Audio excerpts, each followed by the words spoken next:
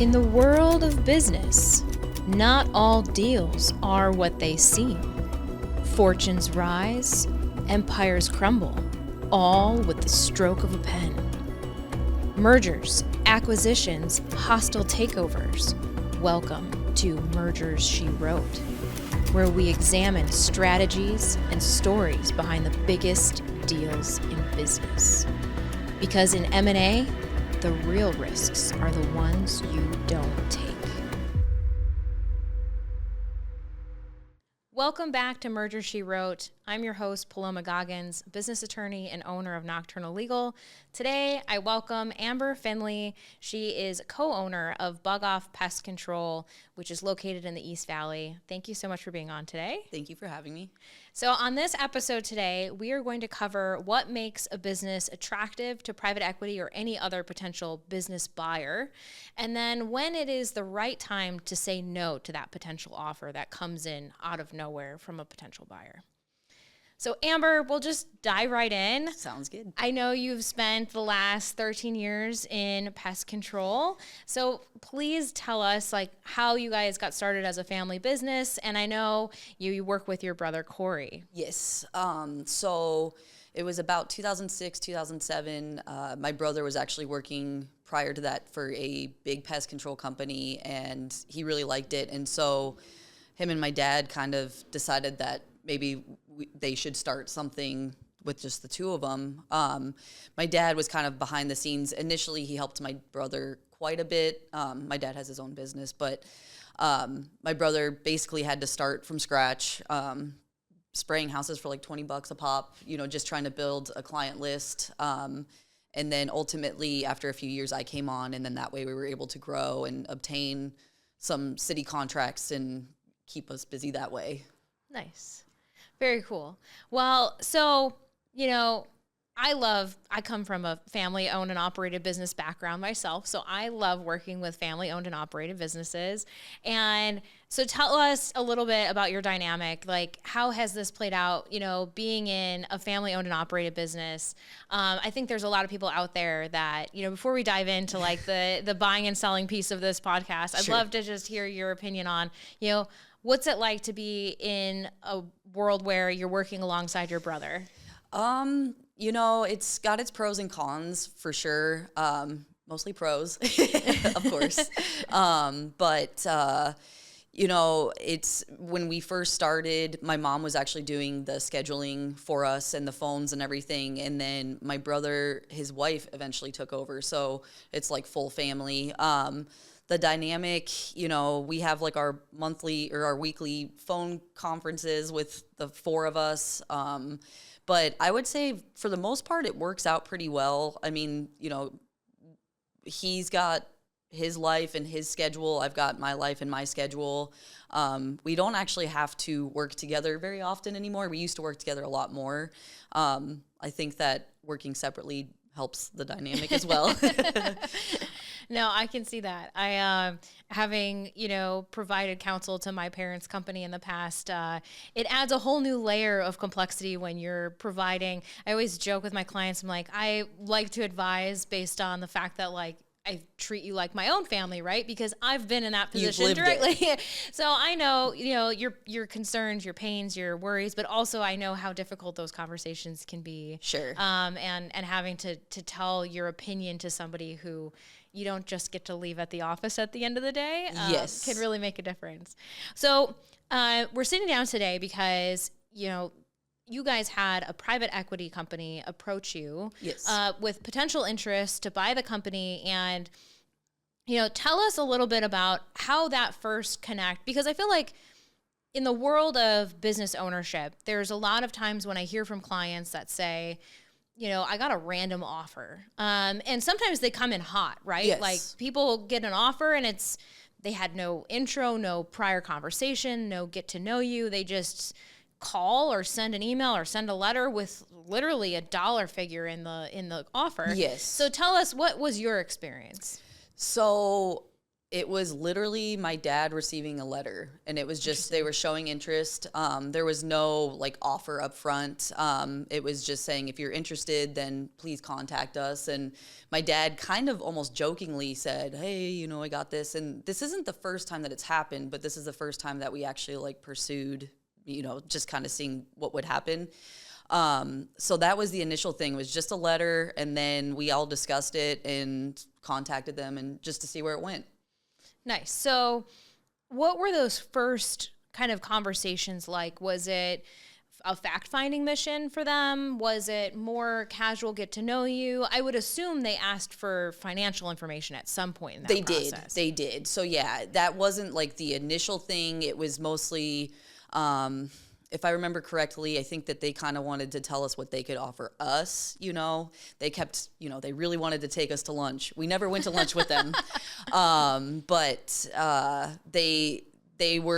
they really showed a lot of interest in that city contract we have initially. And then from there, they requested certain things, and then they came back with an offer, and, you know, there was some back and forth with that. But it was just very matter of fact, like no emotion. You know, they definitely don't care about like the legacy of something like a family business, which you don't expect them to. But it was just more, you know, this is what we have, this is what we want, that kind of thing. Was the expectation that you and your brother would stay on and operate? That was an option. So we were given an option where we would be given more money outright, and walk away, or stay on. And they had offered us an evergreen offer, quote unquote, evergreen offer. You know, there's always fine print. But they were willing to give us the salaries we're getting now.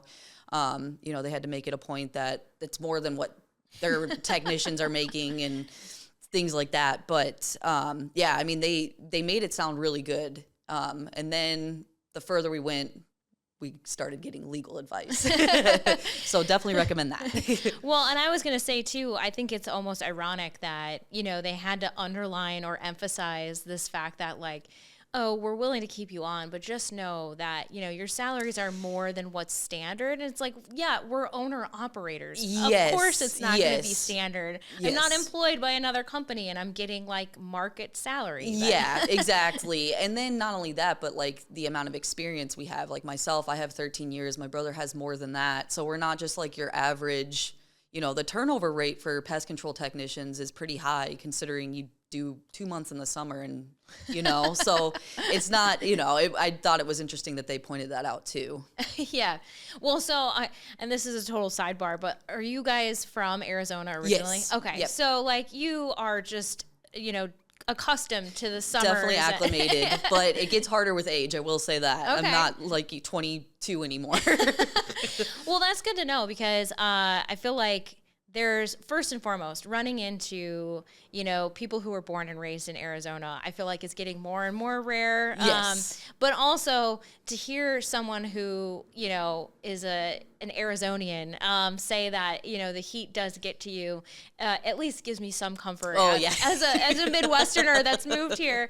I always struggle with the transition from spring to summer. Same. Every year. Absolutely. But then, of course, you get the flip side, right? Once you've lived through 113 for like 3 months, the winter, you know, it drops to 100 and you need a sweater. And you're like, what is this? It's so true. It's so true. My body is not cooperating. Right. Okay, so you kind of got this letter in the mail. It was unprovoked. You guys decided as a family to reach out. They Yes. really wanted to get lunch and you didn't go with them. Was that a strategic decision or was it just something you guys were like, waste of time? I mean, I love lunch, but I don't think my brother and dad really wanted to go. So I was like, hey, it's lunch. Yeah. I mean, it's probably, you know, fully paid for. Right. No, that's funny. I have to wonder from the, you know, whether it's private equity or any other potential business buyer, for someone who offers to go to lunch and then let's say the success rate of going to lunch is, you know, on the higher side. Sure. And what percentage of those people end up getting sort of talked into a sale because they sat down to lunch? Yeah. And it's easy to get more, I don't want to say bamboozled, but I think like this dropping your guard because Yep. you're breaking bread and, you know, somebody's paying for lunch and all of a sudden there's that weird unspoken, like, you gave me something for free and now I have to give you something back. Yeah, I can see it as almost like a predatory tactic. Like if, for instance, like my brother and myself went to lunch without my dad, I mean, who knows what what we would have signed up for. My dad's pretty business savvy. He like I had said, he owns his own business that has been very successful, and so thank goodness for him, because he's kind of the he's the mediator, but he's also like the person that makes the most sense. He's like the Yoda of yes, the group. exactly. Got to consult the elder on what should be done and what Yes. shouldn't be done. No, Yeah. I like that. Well, and I was going to say too, to anyone listening who goes to lunch and doesn't think that you couldn't get yourself in a bind from a napkin contract, there are literally cases out there that were litigated based on parties putting stuff down on a napkin and both signing, even though it has no structure and it's just a bunch of terms saying like, well, you both signed and you reached mutual agreement, and now someone's looking for specific performance, which is really just a fancy term for saying I'm forcing you to perform the contract. Yes. So anyone who thinks about going to lunch and having someone potentially slide them over a napkin and not thinking that that could be real and an actual legal contract, you know, buyer beware, essentially, right? Yeah, no, that's so a good point. food for thought. So, you know, give us a little bit more background on, you know, the city contract was a big thing for them. And obviously, anybody who is looking for businesses to buy, I know, you know, their kind of perspective on client concentration versus, you know, the ability to look at a market and see how much of the market has been penetrated by that business. You know, between the two of us, you know, we've been talking about how you guys have a lot of the East Valley in Phoenix covered by your services. And so I'm sure that was a huge factor for the private equity company too. Was there anything else that they communicated to you, or what do you think made you guys attractive to even receiving that letter? Was it part of their portfolio, perhaps, was in that sort of industry space, or anything else that you could potentially share? I think that they were just trying to cover all bases, and so they were going after companies in specific areas that had good coverage of these areas. And so we were one of like the last, you know, they were like, okay, East Valley, Gold Canyon specifically, like they are doing a ton of work in there, and Gold Canyon's growing like crazy. So I think they just wanted to obtain something that, you know, was covering that spot. And they had mentioned that they were going to open up offices in the East Valley and different things like that. So I really just think it was that more than anything. Yeah, well, and it's very possible, right? So, I mean, from a private equity standpoint, right, they're probably, you know, peppering the area with letters and then seeing who writes back and then kind of delving in further to determine what's a good fit and what's not. Yes. So do you know, did they have other pest control companies in their portfolio? They had bought one, and I don't know if I'm supposed to say business names, but they had bought one that's pretty well established. They specialize in budget termite work. I think they also do pest control as well, but I know that they had obtained that one for sure. And then there was maybe a couple more mentioned, but their plan was to buy several. Okay. And so that was another thing. I was like, well, if these guys are doing it, then, you know, it must be legit. Well, and then, you know, it's funny. There's very much a dichotomy out there. Whenever I post content online about private equity, you've got, you know, 50-50. There's 50% of people who are like, private equity is, you know, the evil villain of the acquisition space. Right. They're taking all these mom and pop, family owned and operated businesses and, you know, not churning and burning, because that's not the right word, but essentially turning them over into like corporate conglomerates. Sure. Kind of like what happened in the health space, right? Yep. So there's like this like 50% of people who think, you know, private equity is not the answer to this solution, right? And then there's the other 50% who looks at private equity and says, well, that's the highest offer I've got ever. Yes. And why wouldn't I take it? I'm about to retire, or I'm about to go, you know, switch gears. And this is probably the best ROI on all the time and money I've invested on my business. So I think it's a really hard balance to strike between the two. because you have, inevitably it's this whole, and I hate to liken it to like this idea of, conservation, but like, okay, for example, I remember there was like news stories online about how, stop buying canned tuna, right? And all the, but like there's still people out there buying the canned tuna. So the people who are making the canned tuna aren't going anywhere. Right. And the whole process and production isn't going anywhere either, because you've got, half the people still buying and half the people, boycotting. And, Sure. and same kind of applies to the private equity space. Absolutely. You've got a decent amount of people who are still doing it. And so, inevitably private equity or these larger corporate buyers aren't going anywhere. Right. Oh, no. Yeah. No, I'm sure that's very true. So take us into some of the negotiation. And obviously, I know, personally, since we've worked together, sort of some of the pain points, but, explain what really made you guys go from we're interested in hearing more to hit the brakes to then ultimately deciding not to sell. So basically, I don't remember exactly when you came into the whole picture, but, it was kind of one of those things where it was like, well, this seems too good to be true.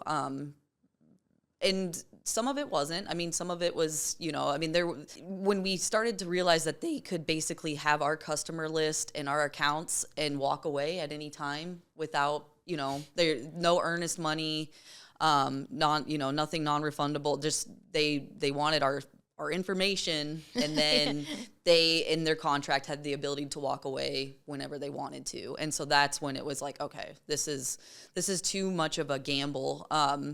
If I was close to retirement age, if my brother was close to retirement age and he didn't have a family, then it would be like a no-brainer. But it's like, there were things where I'm like, this seems like it could end badly. So yeah, no, for sure. And I think that risk inherently exists anytime, even with earnest money, right? Yeah. And so for anyone listening who is like, what is earnest money? It's essentially a deposit, like when you're buying a house and you put down earnest deposit on the house, maybe it's for $10,000, whatever it is that you've agreed to, and that money could potentially be forfeited if you just elect to walk away. And one could argue, at what point are these potential buyers, whether they're corporate buyers or not, just going out and buying information at a premium? That was the concern for sure. Because, even if you did get to a point where there was earnest deposit that was going to happen, what value could you put on it? Right. And if, let's say you did do something higher, let's say 20 grand, if they're private equity, that's a drop in the bucket for them, exactly. Right? And then they've got your full customer list and all the information and your financials. And yes. So I think I appreciated the fact that, forest from the trees, right? Long-term vision is like, okay, do we really trust them enough with just an NDA in place to play by the rules? And I think that, sometimes people get burned even with the deposit down. Right. So I think, to your point, even if someone was at a retirement age, unless they're like, sick or they need to get out ASAP. Sure. Even if you're closing in on that retirement age, are you still willing to risk the fact that you could be giving away confidential information that could really make or break your business in the last 5 years before maybe you do try and sell it more. Right, absolutely. More seriously. Yeah, no, definitely. So, what was your perspective on, I guess let me back up for a second. When you guys decided that this was higher risk and there was no real earnest deposit that was going to be made, what was the discussion like on the back end? Did they try and negotiate more? Was it like, okay, see you later? It was a lot like see you later. We took a vote. So we, between myself, Corey, my brother, my dad, and my sister-in-law, we took a vote. And we were all actually at a point where we were on board, and then we all decided to vote no. But yeah, it was weird because we've actually been approached by this company twice. The first time, we just kind of stopped. We talked to them, we entertained it for a short amount of time, and then they reached out to us in the fall/winter. So it was like springtime thing, and then later in the year. And my father actually is the one that sent an email saying, these things, and we requested certain things be taken out of the contract or, be reworded or whatever. And they wouldn't do it. And so we were just like, all right, well, we're not interested. And then never heard from them again. Well, can't ever say never, right? Right. I mean, there's always the chance they come back a third time and they're like, okay, yeah, we're ready to deal.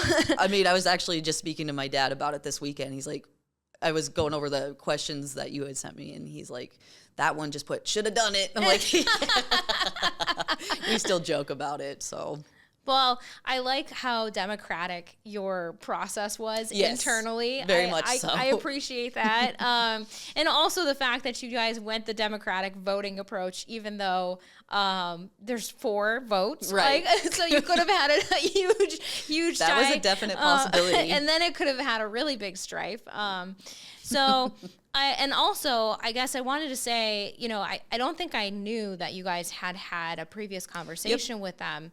So when they came around the second time, was there more or less, I don't want to call it skepticism, but like, was the second time they came around like, oh, good, maybe they'll come to us with better terms? We entertained it more the second time for sure. And don't get me wrong. I mean, there were a lot of really good things to what they were offering. It's just the instability, the insecurity in it of, are we going to, is this going to actually go through this way? Will they walk away? It was just the unknowing of it all. Yeah. We didn't go super in depth the first time around. Well, and I was going to say too, for anybody that, I mean, okay, think about it this way. Your financials tell a story, right? Mm-hmm. And so this incessant need by buyers to get client lists, to me, which is it's a constant thing. It's a constant battle between the two parties. It's always surprising to me because if you're good at looking at financials, yes, you can pretty safely say, okay, this has reliability, this has dependability, this has year-over-year growth. Exactly. And, in a lot of cases when I am representing sellers, I always tell them, do a redacted list. Mm-hmm. You don't have to, you can still give them figures and, like, I don't want to call it like, truly redacted because you could have like code names and stuff, but at least you could give them a big picture to determine, because I think a lot of times some of it is that they, when their intentions are good, I think they want to see client concentration. Right. And so one way to overcome that is to say, well, we'll give you a redacted list. We'll give you the full list at closing, but the redacted list will give you a good picture to show how many clients are making up the bulk of our revenue. Yep. And then if they don't like that, that's where the real red flag to me comes up.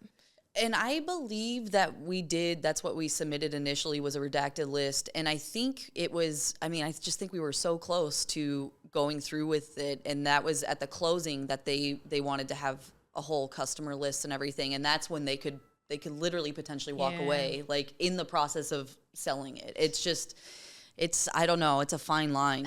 It truly is. It truly is. Well, so we were having a conversation about, before this episode started recording, about how, you guys have really a great coverage over the East Valley, and that you sometimes see other pest control companies come in and try and poach your customers. Tell us and feel free to, quote unquote, toot your own horn here, because I think it's important. I think when people are thinking about starting businesses for the first time, right? There's kind of the listener who's thinking about going into a trades-based business, because I think a lot of what you have to share applies across many different industries, but also somebody who's in this business who's wanting to grow and evolve and eventually get to a place where a buyer could be interested. How have you guys built something that, when someone comes knocking on a customer's door, they're like, oh no, we're covered. We have bug off pest control. Right. I think that consistency is huge. People are used to, I've got customers that are used to seeing me every month or however often, doing the same consistent work every time, talking about, always asking, what issues they're experiencing since the last visit. I was going to say, just based off of our conversations, I think there's a personal level yes. to what you have going on. Yes. And I don't want to blanket statement this, but I think anybody who runs a family-owned and operated business, they have way more invested, and they treat their clients or customers with just a different level of care. Yes. Because it's personal. Yeah, absolutely. And personal relationships with customers. I mean, I'm good at remembering things. I'll, how's your daughter doing? I always greet the dogs and cats, and reputation is huge. If you screw up once, then that's going to travel. And so,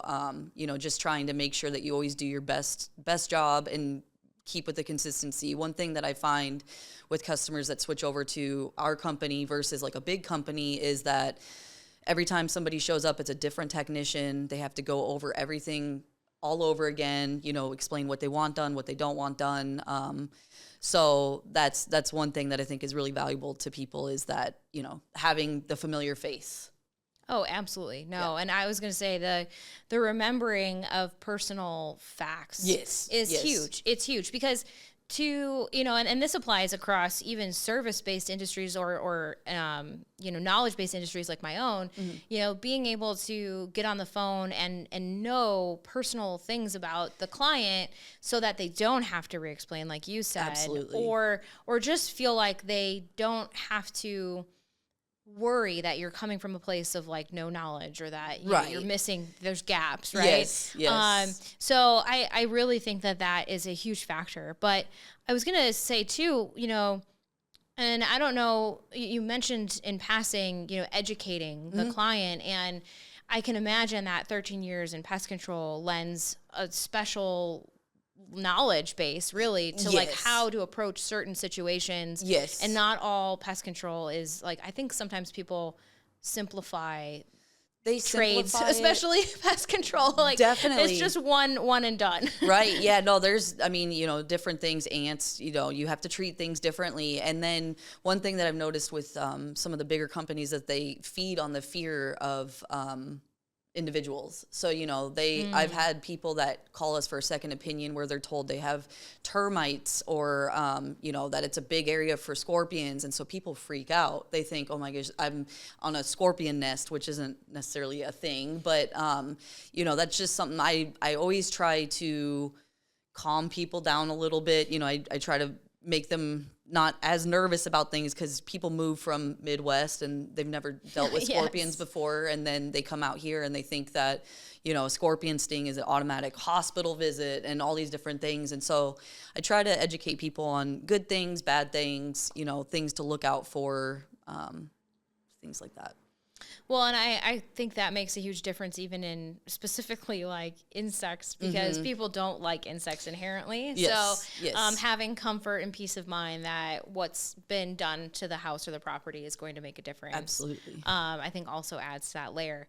So going back to something that you had said earlier in our conversation about how, you and your brother Corey are not at the retirement age. No. And so when you were thinking about selling, from just a thoughts and planning perspective, what was the vision if you were going to accept that offer? Well, I think that the plan was that my brother and I would stay on and work with them. And it was, like I said, it was like this evergreen thing where, they would pay us the same wage and all these different things. Like, I can't remember verbatim what the contract said, but my plan was to move away. You can go do something else. Because in the contract there was things that said that you could, there's non-competes and different things like that. And so I was going to step away from the pest industry. But my brother, that was the biggest thing. Him having a family, he's got 2 little kids. It was a lot scarier for that situation. Like, he's been doing pest control for so long that it would be hard to step away from something that's been essentially his career. So we didn't really get too far into what our plans were going to be. But now we've at least realized like a sales threshold that we'd like to get to where, we'd be more apt to go further with a potential buyer. if that makes sense. Yeah. Okay. Well, no, and I think too, like, I actually think it would benefit a potential transaction down the road from someone going through this offer and then deciding to walk away, whether it's based on the fact that the deal terms aren't a good fit or whether the timing isn't right or whatever it may be. Yes. Only because it gives you guys the foresight now based on your experience of what you didn't like, what's a go, no go for you. And also it made everyone kind of pause and think, okay, what do I want? Because staying on board was an option, but it wasn't mandatory. No. And I mean, the walking away thing probably would have been the best for, I think, all of us. Just, I mean, you get to a point where you feel that burnout. But I do think it kind of reignited things in us a little bit more. It's like, okay, we need to, this is what we need to do. And this is, in the future, if something like this happens again, we know what to do as far as getting legal advice and all of that. But yeah, I think it kind of lit a fire under our butts a little bit. So is now the vision to grow and expand, or is it more, because I feel like you could go through this process and it could put a magnifying glass on the things that aren't great. Sure. And you go back and you say, okay, now I know where we want to work on process or marketing or some of these things that like we just feel like could be better. But also if you look at it from a different lens, right, less the magnifying glass and more like, oh my God, we actually have something great. Let's do this even 10 times more. Yes. So like, tell me, what was the thought process like post like rejection of the offer? We are at this point, we definitely are teetering the line of needing to add at least one more technician. We're doing a lot because currently there's like 3 employees. There's my sister-in-law who does the phones, and then there's my brother and myself, and we do all the work out in the field. And it's a lot for 2 people. I mean, this time of year, April to October, it's like, don't even talk to me. We work a lot of Saturdays. Like your tax season. Yeah, right. So we're on the verge of hiring somebody, but that comes with its own, thing where you got to find somebody that's trustworthy and has good work ethic and all of that. So yeah, I think that's the goal, is to bring somebody else on, maybe branch out further. We've talked about Tucson. My parents just moved there, and their pest control person they've still got a lot of bugs. I'm like, you guys need a good one out here. So ultimately, I think that's what we'd like to do. We want to keep it small, but maybe add like a technician or 2, and then see what happens with that. It's interesting to hear, and obviously having your mom and dad in Tucson makes Tucson like an easy thought process. Yeah. But I think it's interesting to always hear, and this is my perspective as well, is that there are so many pockets of Arizona outside of the metropolitan Phoenix area Absolutely. That need really good help in various industries. And because they're on the fringe, or they're kind of out on an island because there's not much around them, they just really struggle to get that same level of service or expertise. And so I think it's funny that you mentioned, like, Tucson, your mom and dad moved there and they've got, not great bug control going on. And so I just think it's always funny. I guess my brain thinks a lot like your brain, where like it's easy to, I think in a family owned and operated business, it's easy to ping ideas off each other. Absolutely. And to use each other as sounding boards and come up with really great ideas that maybe, and I don't want to say this wholesale, because obviously there's great employees that brainstorm together and come up with ideas, but I think there's so much more invested when it's your own, parents, your own sisters, or your, someone related to you by marriage or blood, that like you all have skin in the game. And so like your thought process is, how can we all better each other? I think that's, definitely. No, I think it's cool. So, did you ever see yourself getting into the pest control business? I don't think I would have if it wasn't a family thing. I went to culinary school and graduated from that. Nice. And I worked on a cruise ship and did some stuff in that industry. And when I think I was 23, I was like, I want to do something completely different. And so I just, the rest is history, I guess. Yeah, you're committed now. Yeah, it's a trap. Well, so if you guys decided at some point in the future to sell, Do you think you would be more apt to work with a corporate buyer based on your experience, or do you think you would be more weary and looking for someone that, like you said, could preserve your legacy in a more meaningful manner? If we could find somebody that, has a family that wants to potentially do that, take over a business like ours, I think that would be like awesome. But, it's, I don't know, it's like a monetary thing too, because it's, money's not everything, but when you put your blood, sweat, and tears into something, like you wanna get rewarded equally. So I don't know. I guess it would just really depend. It would really depend. I think it's interesting to hear the dichotomy of what you're saying, which is the balance between getting the right offer monetarily, but also having this pain in the back that says, like, the best monetary offer may not preserve the legacy.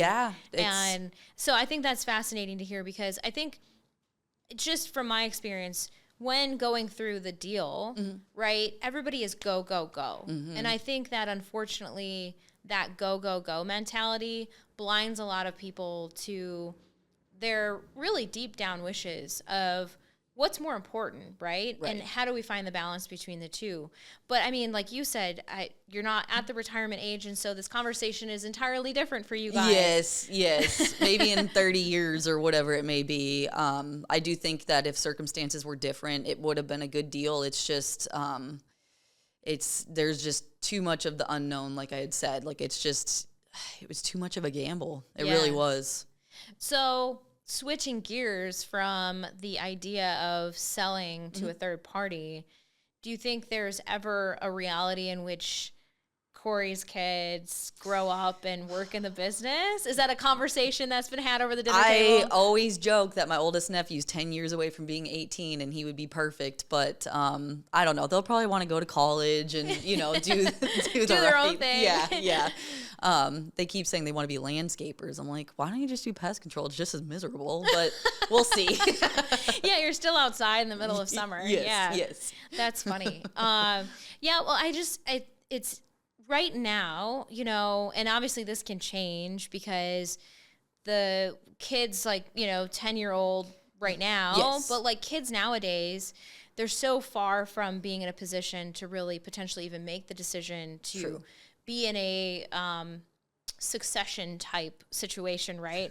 And obviously they could work in the family business a lot earlier, right? 15, 16, and get like a feel for it. Absolutely. But right now we're seeing in the market that so many kids don't want to take over mom and dad's business. And it is industry agnostic. It's not because it's hard. It's not because it's, all outdoor trades. It's not, the accounting practices because, math is, do you really want to be an accountant, right? Like there's the scheduling and all the stuff that's complicated. It's really just this widespread, nobody wants to take over the family business. And I'll be really curious to see whether that kind of shifts. That I will idea be too. Changes. I ask kids now what they want to be and they just say famous. I'm like, oh boy. All right, cool. What about pest control? It's worse than I thought it was out there. It's wild. Well, I can imagine that social media has played a pivotal role in a lot of that, unfortunately. Definitely. The crazy part to me in that whole conversation, right, the juxtaposition of succession planning versus selling to a third party, when you do have family members that are potentially interested in it, one of the extra hurdles that I see quite frequently occur is that mom and dad want to use the business as their retirement fund. Yes. Which makes sense, right? And some people haven't saved in a way that they feel comfortable with. And so they really do want to cash out, kind of like holding onto a home in retirement. They want to cash out and use that. Absolutely. The hard part is that cash out number, which a lot of times based on evaluation, it's not that it's unfair, but the kids look at it and they're like, I can't do this. Right. I can't afford it. I'm on the younger side. My credit won't get me the right loans, Right. And so it's this weird, I don't want to call it like give and take, but it's, half the camp of like, I don't want it. I want to do YouTube videos and get sponsorships and travel the world and all this ideology. And then there's the other half of, I want it, but I can't afford to do it. Yeah. And so it's been really interesting listening to the family dynamics of like, this just doesn't work for us. And so we're going to sell it. And that opportunity is lost, unfortunately. Yeah. Yeah. I mean, I think that we will probably keep running it until we are, until we're, I don't know, old. We'll see what happens. But yeah, I mean, if the right offer comes around, we'll see. So with all of this perspective and obviously internal discussions that you had, because I do think that, having an offer come in unsolicited is a whole lot different. It gives you guys so much more discussion points than if you were looking to sell and just looking for offers to come in, because obviously you guys have then already made the collective decision that like that's the direction you want to go. Looking at all that you guys have created and everything that you've worked on up until receiving the offer and then working through that, if someone was looking to you as like a potential mentor or someone to give advice, what would you tell someone that was, in a successful business, but maybe not quite ready to sell? And then also, what would be the advice you give to someone who's in a family owned and operated business and has to maybe navigate this with their family members? Those are loaded questions, I know. Yeah. I didn't hear what you said. I heard, but I didn't process. Yeah. You were deep in thought trying to come up with answers. And I'm sorry, I'm going off script for Amber here. No, that's okay. They provided questions. So if you were going to give advice, I think as the first part. Sure. To someone who's in a similarly situated position, maybe not necessarily in your industry, but, very similar business, what would be your advice to them based on going through this experience with the unsolicited offer and negotiation and all of that? Well, again, it'll always be talk to a lawyer. But, some things do, sometimes when things seem like they're too good to be true, they are. I like that. I think that's sound advice. Okay. Because I think a lot of people get the offer and they're giddy. Yes. And that is a feeling for sure at first. I mean, you're just like the chosen one. It's like the Willy Wonka golden ticket, right? You're like, oh my God, like somebody wants my business. Yeah. Yeah. And so you kind of get this, I don't want to say, like you've won a prize. Right. And so you're I feel like you get really excited that like you have something unique and somebody wants it. Yes. And then you go through this process and it's like the, Snow White apple. Like it's pretty on the outside, rotten on the inside. Right. And I do remember like at the end when we decided to back out, I remember saying, they want us, but they can't have us. Like, there is like a sense of flattery initially, like, oh, wow, like, why us? But, yeah. Well, and I have a client who received different industry, but they received a corporate offer. And they, at first, their reaction was, we're selling. Yeah. And they didn't even know the number. And I'm like, pump the brakes. Yeah. Let's have a conversation. I don't have to be included in it, right? You can have non-legal conversations. Like, they don't have to lawyer up. You don't have to lawyer up. But let's pump the brakes, find out what the offer actually entails. They might want some basic financial information like they asked of you. Sure. Let's get the NDA in place because that's important. But ultimately, there are so many times when that unsolicited offer comes in and it clouds judgment. And then the bad part is if you weren't intending on selling and then you decide, I'm going to entertain this offer, it takes so much focus and energy away from the owners and operators who then have to like take time away from just daily operations to negotiate, make a decision, have powwows in the kitchen over the dinner table, right? Really have discussions about whether this is the right move or not. Right. And, 90%, I don't want to say 90% of the time because it's a made up statistic, but like I would say a good majority of the time, the offer is not what you envisioned, right? Right. It's like a bad relationship. You're trying to fit somebody into a mold, and it's not a good analogy. It's not right. Yeah. So, I think if you had to give somebody advice who was in a similarly situated position, like what would be your advice at the end of the day? Just make sure that you stay true to what what your idea was with the business. If what your goals are. Like I'd said, if something seems too good to be true, then it might be. Think of the future for sure. Consider like your age. What you see as retirement, what age you like to retire. Will that be? Will you be able to accomplish that by doing this, or is this going to be something that just kind of gets you through, 10 years maybe? So just make sure that it's like something that you're really sure about. Just because it's not, it's a done deal once the things are signed and it's no longer yours. No, absolutely. I think to sum it up, I think for anyone listening, wondering, how do I get an offer? I think in most cases, if you're in the right industry and you're a complementary business to a corporate buyer at least, you might get unsolicited offers. Yeah. And then when you get that unsolicited offer, you then have to go into decision-making mode. And I think that, resonates with everything you've said today on this show, that, it has to be a well-thought-out decision. I liked that you guys had the vote. I really do. I like that idea. I just think there are so many family-owned and operated businesses that I've seen where the dynamic of power is so shifted. And so this idea that you guys all came together and collectively decided on what was right, and also with 4 votes decided unanimously to agree, I think speaks volumes to the dynamics of your family-owned and operated business. I think my mom would have been the tiebreaker. She's a good neutral. Yes. She's a good neutral. Yes.